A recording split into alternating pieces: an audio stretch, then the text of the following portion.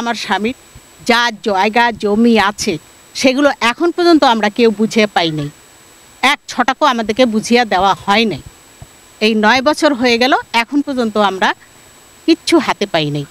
আমরা মা ছেলে অন্যের বাসায় থাকি। 9 এপ্রিল মারা যায়, ওনাকে যাই হোক এখানে কবর দেওয়া হয়। তারপরে আমরা থাকলাম যে এখানেই থাকবো, মা ছেলে, আমার একটা মাত্র ছেলে, আমার ছেলেকে নিয়ে আমরা এখানে থাকবো। কিন্তু আমরা 40টা দিনও টিকতে পারি নাই।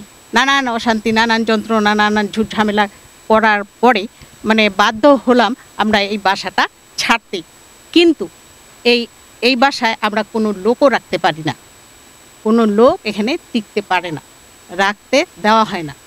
যাই হোক, কে কারা এটা করতেছে সেটা এখনও বুঝতে পারছি না, জানতেও পাচ্ছি না। কিন্তু কথা হলো শুধু এইটুক জায়গায় বসতটাতে আমি থাকতে পারছি না। তাছাড়া আমার স্বামীর যা জায়গা জমি আছে সেগুলো এখন পর্যন্ত আমরা কেউ বুঝিয়ে পাই নাই। এক ছটাকও আমাদেরকে বুঝিয়ে দেওয়া হয় নাই। এই 9 বছর হয়ে গেল, এখন পর্যন্ত আমরা কিচ্ছু হাতে পাই নাই। আমরা মা ছেলে অন্যের বাসায় থাকি, বাধ্য হয়ে অন্যের বাসায় থাকি। তা আমার হলো এটাই চাওয়া যে হলো সরকার বলেন বা দেশের আইন শাসন করতে বলেন, তাদের সবার কাছে, আপনাদের কাছেও সবার কাছে আমার চাওয়া, আমি আমার স্বামীর ন্যায্যটাই আমি চাই। আমার স্বামী যতটুক অংশ, যতটুক জায়গা জমি, যতটুক তার পাওনা, আমি সেটুকুই চাই। আমার শ্বশুরবাড়ির লোকদের কাছে আমার সেটা চাওয়া। 2017 সালের 9 এপ্রিলে আমার বাবা মারা যাওয়ার পর থেকেই আমার চাচারা, আমার ফুপুরা, আমার পরিবারের বাকি আত্মীয় স্বজন সকলে আমাদেরকে নানানভাবে শারীরিক মানসিক অত্যাচার করা শুরু করে এবং তারা 40 দিনের মাথার মধ্যেই আমাদের বাসা থেকে আমাদেরকে বের হয়ে যেতে বাধ্য করে এবং তারা নানাভাবে আমাদেরকে ভয়ভীতি দেখায়।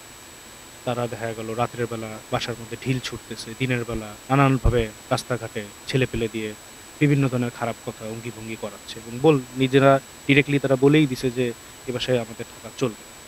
এবং আমরা এই একমাত্র আমার এই বাবার কবরটা এই বাসায় দিয়েছিল বিধায় হয়তো এই 11 শতক জায়গাটা পেয়েছি। এ বাদে আমার বাবার যা কিছু আছে এখন পর্যন্ত আমাদেরকে কোনো কিছু বুঝাই দেওয়া হয়নি।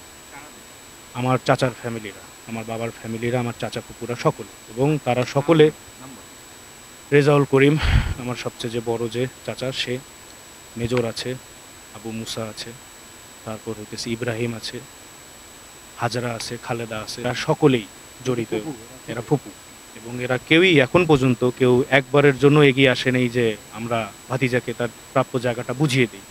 উল্টা আমি যখন বাসায় আসার চেষ্টা করি এবং চেষ্টা করি যে কোনোভাবে যদি আমার জায়গা জমিগুলো উদ্ধার করা যায় বা তাদের সাথে বসার চেষ্টা করি, তারা আমাকে গালিগালাজ করে, হুমকি ধুমকি দেয়, ভয় দেখায়।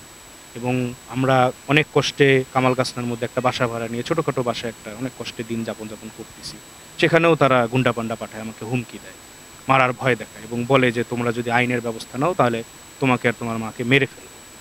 আবার ক্রয়কৃত জমির যে ডকুমেন্ট ছিল, লিগাল ডকুমেন্ট, সেটা নিয়েও আমি তাদের কাছে গিয়েছি, কিন্তু আমার বড়ব্বা সাব রেজিস্ট্রার হওয়ার কারণে সে কোনোভাবেই আমাকে সেটি দিতে নারাজ। সে আমাকে সেটি এখন পর্যন্ত বুঝিয়ে দেয়নি।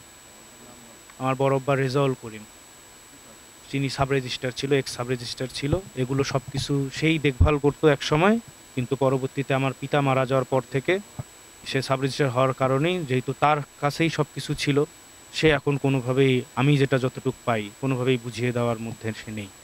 সে সম্পূর্ণভাবে আমাকে নাকচ করে দিয়েছে। 23-এর ভূমি আইনে মামলা চলছে। আমরা চাই সরকার যেন এর সঠিক বিচারটা যেন করে। এখন পর্যন্ত কোনো কিছু পাইনি, প্রশাসনের কাছ থেকেও কোনো কিছু পাইনি। প্রক্রিয়া চলছে। ইনশাআল্লাহ আমি আশা করছি এই প্রশাসন, ঊর্ধ্বতর কর্মকর্তা যেন আমার সহায়তা হয়।